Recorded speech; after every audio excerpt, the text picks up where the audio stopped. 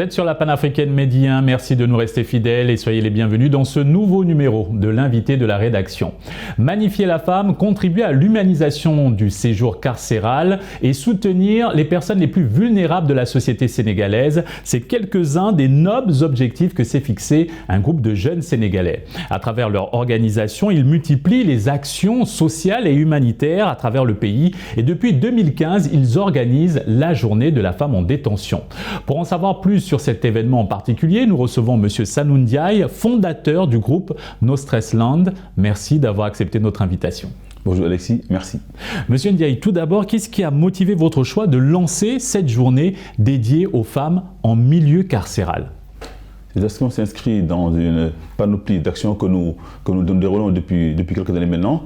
Et nous avions pensé qu'il fallait aussi, nous, que nous apportions notre pierre à l'édifice, que nous fassions comprendre à ces femmes qui sont en détention qu'elles font partie de la société et que nous aussi, la politique d'humanisation du séjour carcéral des détenus initiée par l'État, notre État devait y apporter, son action. Quelles sont les activités prévues lors de ces journées avec ces femmes? Très bien. Ces jours-là, il est prévu une séance de déparasitage parce qu'il faut le rappeler, les Sénégalais ne sont pas habitués à se déparasiter. En plus, là, il y a un petit déjeuner offert à tout le monde, donc nous partageons avec les détenus, la presse et tout le public. En plus, là, il y a un grand concert initié par No Stress Land avec les grands artistes de la place. Aussi, à l'issue de cela, il y a un lunch que nous partageons avec ces femmes. Et ma foi, je peux te dire que dès aujourd'hui, dès que l'action est lancée, la détention est en ébullition. Elles disent que les actions de No Stress Land sont les meilleures qu'elles reçoivent durant l'année. Combien de centres plutôt de détention sont concernés par cette initiative et quelle est la nature de la collaboration avec les centres pénitentiaires? En réalité, il y a eu juste à ce jour que 2 centres qui ont en bénéficié, la maison d'arrêt pour femmes liberticide et la maison d'arrêt et de correction de Rufisque. Rufisque a une année, on a fait une double action, Dakar et Rufisque, mais depuis quelques années, seul Dakar est concerné. Mais il va falloir aussi que nous pensions large, que nous pensions aux enfants qui sont au Fort B et aussi aux autres maisons de détention qui sont à travers le Sénégal. Seulement, des fois, les moyens font défaut, ce qui fait que... Et le temps aussi, parce que nous avons nos activités professionnelles qui nous empêchent des fois d'être libres. Cette initiative existe depuis 10 ans déjà. Qu'en est-il de votre collaboration avec les centres pénitentiaires? Bon, en fait, il n'y a pas de collaboration directement, à part l'événement que nous organisons. Il n'y a fondamentalement pas de relation particulière. C'est des gens qui nous ont reçus au départ avec un peu de scepticisme, mais puis après nous ont vraiment adoptés et font partie des nôtres. À travers votre organisation, comment accompagnez-vous ces femmes en termes de soutien psychologique face aux peines qu'elles purgent et aussi en termes de réinsertion professionnelle? Y a-t-il un programme où tout se déroule lors de cette journée dédiée à la femme en détention? En réalité, tout se déroule le même jour. Mais depuis l'année passée, il y a eu 2 femmes quand même qui ont eu à bénéficier d'une séance de réinsertion, qui ont été inscrites dans une école de restauration et dont les frais ont été pris en charge par No Stress Land. Comment les femmes incarcérées accueillent-elles cet événement? Avec beaucoup de chaleur humaine, de convivialité et de joie. Je veux dire, ce jour-là, ma foi, nul ne peut comparer les femmes en détention et le groupe No Stress Land, parce que c'est en parfaite symbiose que nous vivons l'événement. Quelles sont vos principales attentes pour cette nouvelle édition? Mais écoutez, que beaucoup d'artistes, plus d'artistes adhèrent au projet. Déjà qu'on en a quand même une panoplie, il faut le dire, que ces femmes en détention puissent en fait oublier qu'elles vivent dans des conditions rigoureuses, n'est-ce pas, que nous ne cherchons pas vivre, nous, c'est vrai, il faut le dire, et aussi qu'elles oublient que les rigueurs carcérales du séjour. Les actions caritatives de votre organisation s'étendent au-delà du milieu carcéral. Quelles sont les autres actions réalisées et prévues cette année? Nous avons une palette d'actions. Il faut dire que depuis 2013 à aujourd'hui, nous avons eu plus d'une dizaine d'actions sociales initiées durant le mois de Ramadan. Je disais tout à l'heure qu'on avait commencé par 15 familles. Aujourd'hui, on est à 250 familles. L'objectif, c'était quand même initialement, il faut le dire, 300 familles. En parlant de ces familles, vous réalisez des distributions de rations alimentaires complètes. Par année, ça fait combien de familles et quelles sont les régions du pays que vous ciblez particulièrement? Bon, pour les régions, c'est Thiès, Saint-Louis et Dakar, fondamentalement. Et les familles, nous avons commencé par 15 familles, nous sommes allés à 300, mais cette année, finalement, on a été à 200. 250 plutôt, je veux dire. Pour organiser ces actions de grandes ampleurs, vous avez besoin du soutien. Alors, qui vous accompagne dans votre noble mission?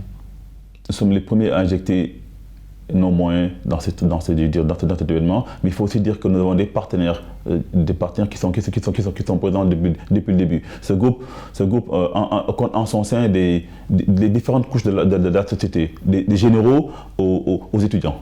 Ouais, les directeurs généraux, des officiers supérieurs, n'est-ce pas, des cadres d'entreprise qui nous accompagnent.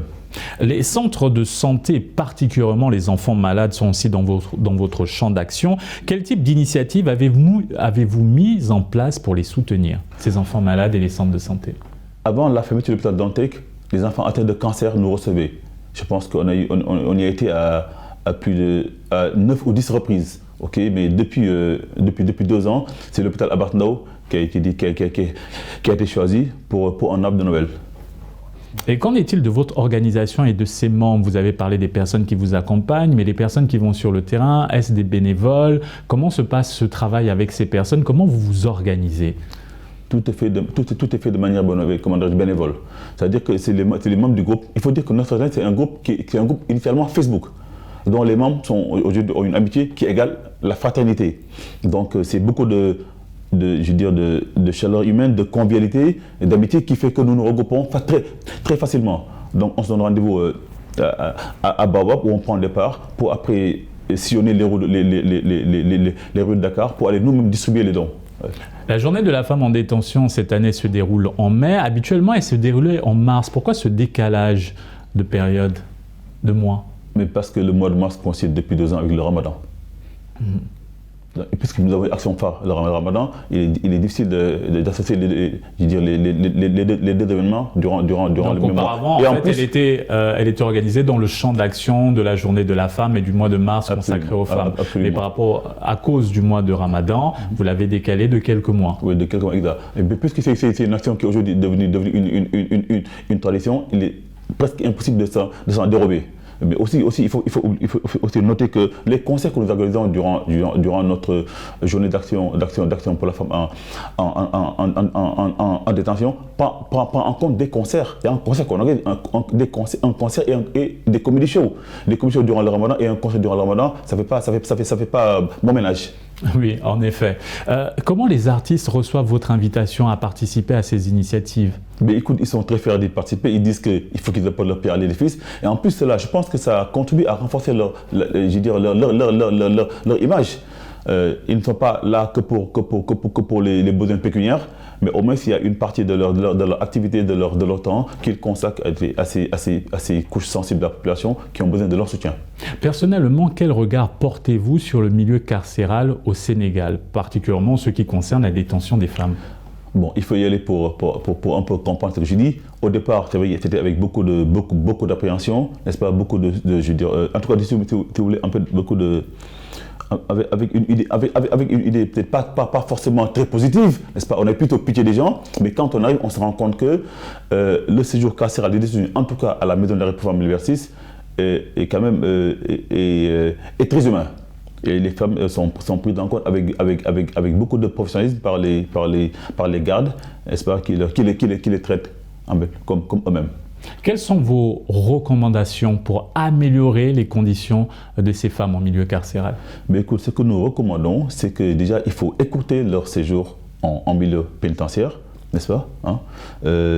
Il faut qu'il y ait plus d'avocats, n'est-ce pas, qu'on les aide. En ce sens d'ailleurs qu'on nous a proposé de penser à ce volet-là, voir un peu dans quelle mesure on pourrait être accompagné par des psychologues, par des animateurs, par des juristes, des avocats, pour aider ces femmes à être prises en compte, disons aussi bien les hommes que les femmes, les détenus en général. Oui, en général, pour qu'ils puissent bénéficier d'un appui juridique et recouvrer la liberté le plus tôt possible. Merci Monsieur Ndiaye d'avoir accepté cet entretien. Merci Alexis. Et c'est ainsi que s'achève cette émission. Excellente suite des programmes sur Média.